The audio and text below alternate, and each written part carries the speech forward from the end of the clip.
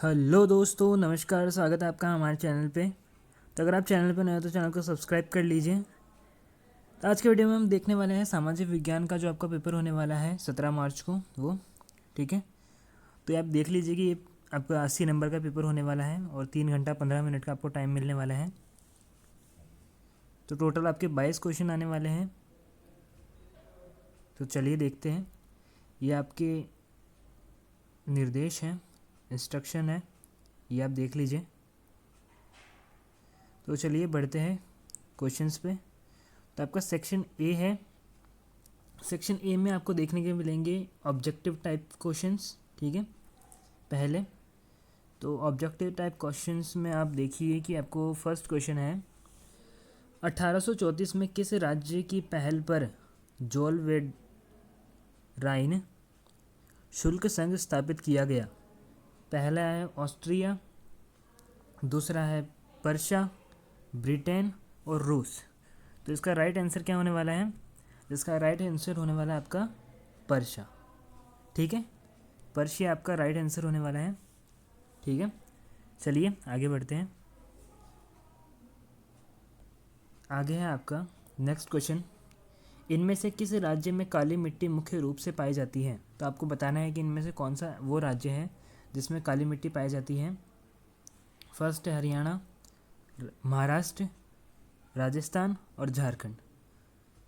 तो in which of the following state is black soil सबसे ज़्यादा पाई जाती है, ठीक है। तो आपका आंसर होने वाला है महाराष्ट्र, ठीक है। राइट आंसर होने वाला आपका महाराष्ट्र। महाराष्ट्र में सबसे ज़्यादा काली मिट्टी पाई जाती है। तो चलिए आगे बढ़ते हैं। आगे आपका अगला क्वेश्चन है, भारतीय वन्य जीव संरक्षण अधिनियम कब लागू किया गया? तो आपको ये बताना है कि वन्य जीव संरक्षण अधिनियम कब लागू किया गया था। 1970 में, 1971 में, 72 में या 73 में? तो वन्य जीव संरक्षण अधिनियम लागू किया गया था आपका कब? 1973 में, ठीक है। 1973 में लागू किया गया था वन्य जीव संरक्षण अधिनियम।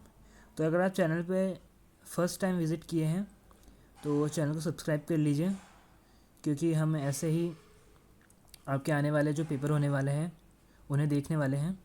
और वीडियो को अपने दोस्तों तक ज़्यादा से ज़्यादा शेयर करें।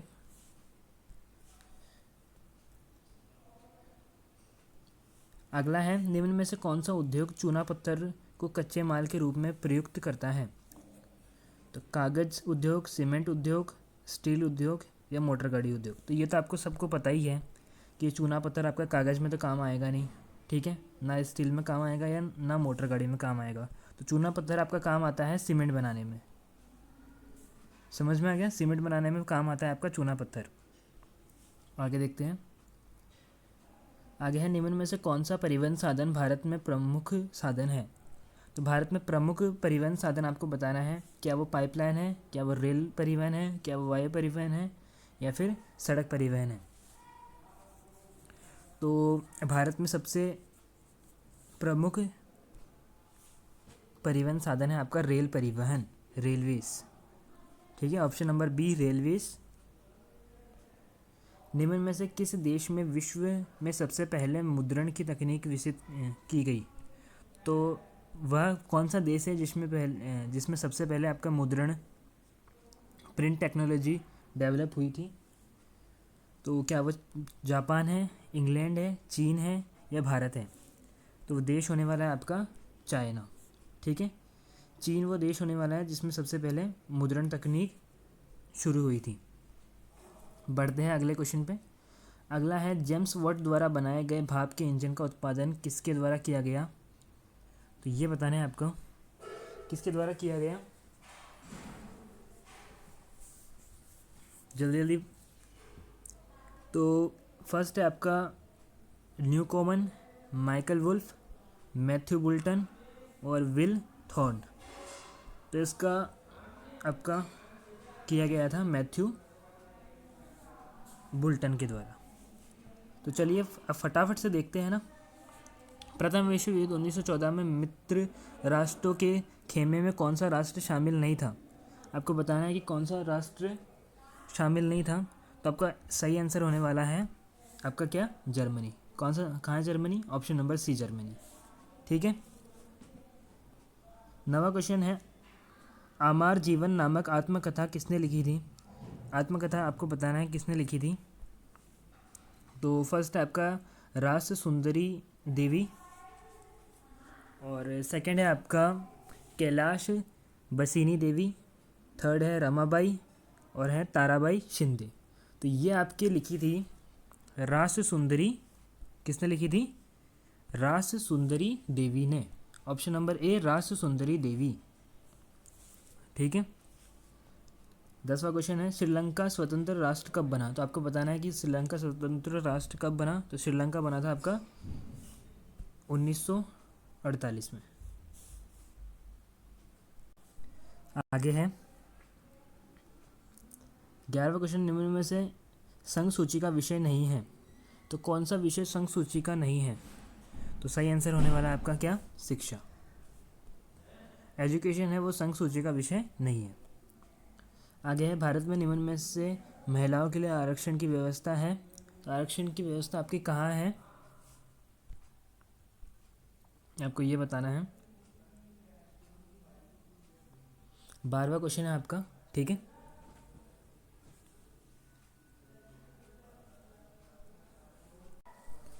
फर्स्ट आपका लोकसभा, राज्यसभा, विधानसभा या पंचायती राज की व्यवस्था।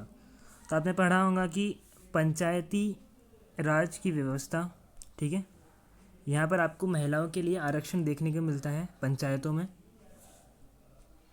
आगे है, भारतीय लोकतंत्र में दलीय व्यवस्था है। तो दलीय व्यवस्था कौन सी है आपकी, 1 पार्टी, 2 पार्टी, मल्टी पार्टी या नन ऑफ दीस। तो सही आंसर होने वाला है आपका बहुदलीय, मल्टी पार्टी। ठीक है। आगे देखते हैं, निम्न में से किस शासन प्रणाली में उत्तरदायी सरकार का गठन होता है। तो किस शासन प्रणाली में होता है आपका, ये होता है कि आपका किस में, लोकतंत्र में। तो लोकतंत्र कहाँ है, ये रहा। अगला है, विश्व बैंक के अनुसार विभिन्न देशों में विकास के आधार पर तुलना करने के लिए किस मापदंड का प्रयोग किया जाता है। तो किया जाता है आपका किसका, प्रति व्यक्ति आय का, पर कैपिटा इनकम का। समझ में आ गया। निम्न में से करेंसी नोट जारी करता है, कौन जारी करता है आपका करेंसी नोट। तो ये तो आपको सिंपल सा हो गया, करेंसी नोट जारी करता है आपका भारतीय reserve bank, reserve bank of India. निम्न में से उपभोक्ता का अधिकार नहीं है। तो उपभोक्ता का अधिकार कौन सा नहीं है, आपको ये बताना है।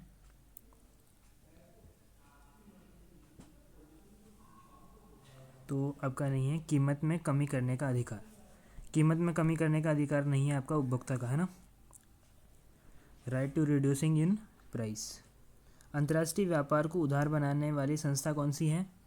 तो अंतर्राष्ट्रीय व्यापार को उदार बनाने वाली संस्था है आपकी कौन सी, WTO, विश्व व्यापार संगठन। तो ये आपके MCQ हो गए हैं। अब देखते हैं आगे। आगे आपके रिक्त स्थानों की पूर्ति करें।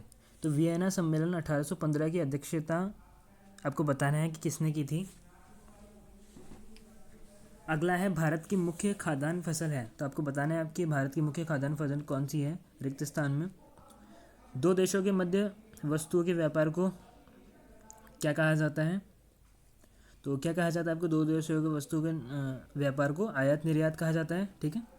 लोकतंत्र का सीधे सीधे अर्थ डैश के राय से शासन करना नहीं है। एक वस्तु का प्राकृतिक संसाधनों से उत्पादन क्षेत्र की गतिविधि है।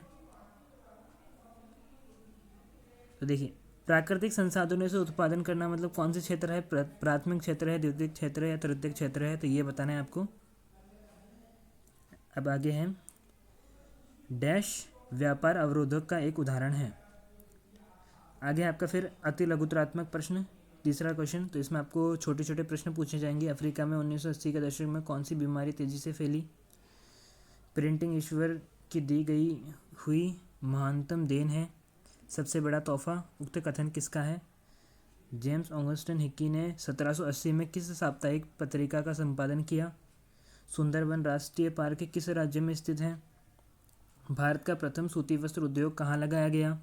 भारतीय रेलवे को कितने खंडों में विभाजित किया गया? यूरोपीय संघ का मुख्यालय कहाँ है? धर्म को कभी भी राजनीति से अलग नहीं किया जा सकता, यह किसने कहा था? लोकतंत्र की एक विशेषता लिखी है। मांग जमा क्या है? बहुराष्ट्रीय कंपनी किसे कहा जाता है? उपभोक्ता संरक्षण अधिनियम कब पारित किया गया? तो ये आपके कुछ छोटे क्वेश्चंस थे। अब है सेक्शन बी। सेक्शन बी में आपको 2-2 नंबर के क्वेश्चंस देखने को मिलेंगे। फर्स्ट आपका वियना संधि 1815 के 2 परिणाम बताने हैं आपको, 1-1 नंबर का एक परिणाम है। रेशम मार्ग के बारे में आपको बताना है। कल्पना करें कि तेल संसाधन खत्म होने पर इसका हमारी जीवन शैली पर क्या प्रभाव पड़ेगा? भारत की एक खाद्य फसलों का नाम बताइए जहाँ यह पैदा की जाती है, उस क्षेत्र का विवरण करें। तो आपको बताना है कि एक खाद्य फसल का नाम बताना है ना, और उस क्षेत्र का आपको विवरण करना है। सत्ता का साझेदारी क्यों जरूरी है? 2 कारण लिखिए। किन्हीं 2 प्रावधानों का जिक्र करें जो भारत में धर्मनिरपेक्ष देश बनाती है। राष्ट्रीय ग्रामीण रोजगार गारंटी अधिनियम 2005 की रणनीति बतानी है आपको। खुली बेरोजगारी और प्रच्छन्न बेरोजगारी में अंतर बताना है। वैश्वीकरण से आप क्या समझते हैं ये बताना है। पर्यावरणीय गिरावट के कुछ ऐसे उदाहरणों की सूची बनाएं जो अपने आसपास देखे हो। अब है सेक्शन सी।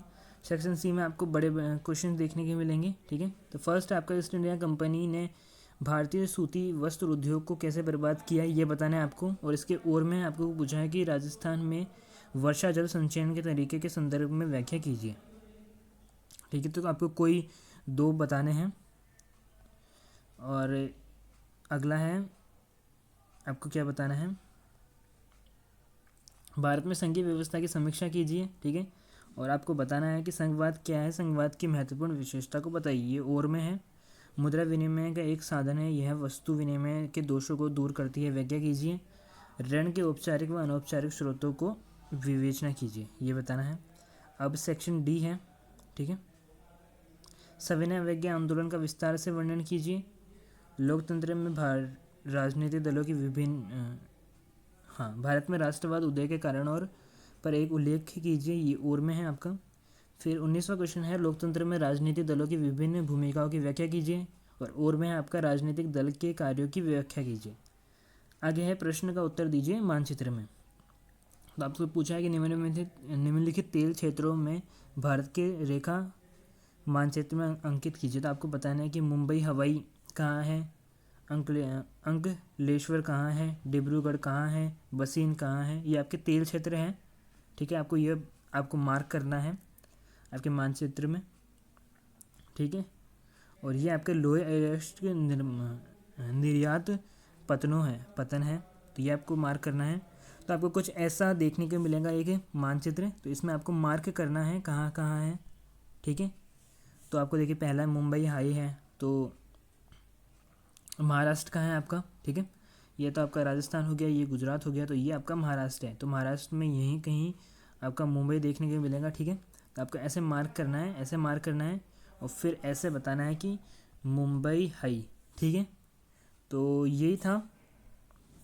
आई होप आपको हेल्प होगी इससे कुछ, ठीक है।